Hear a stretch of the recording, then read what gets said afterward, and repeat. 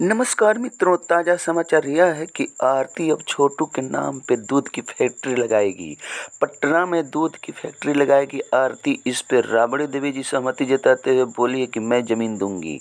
आरती, तुम दूध का फैक्ट्री लगाओ और मैं तुम्हें ज़मीन दूंगी पटना में। हाँ मित्रों, बता दें कि ताज़ा समाचार यही है कि आरती अब भैंस को पालेगी और दूध की फैक्ट्री लगाएगी। छोटू के नाम पे यह दूध की डेयरी होगी।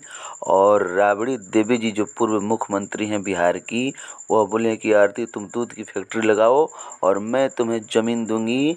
और लालू प्रसाद यादव जी इस पे क्या कहेंगे नहीं कहेंगे ये तो बाद में हम बताएंगे आपको। लेकिन ताज़ा समाचार सुनने के लिए आप हमारे इस चैनल को ज़रूर सब्सक्राइब कीजिए। राबड़ी देवी जी का कहना है कि मैं तुम्हें सहयोग करूंगी और अपनी ज़मीन दूंगी, तुम्हारे नाम लिखूंगी। और आरती, तुम दूध का फैक्ट्री लगाओ और छोटू का नाम जिंदाबाद रखो। आप लोगों को यह कैसा लगा समाचार ज़रूर बताइएगा मित्रों। धन्यवाद।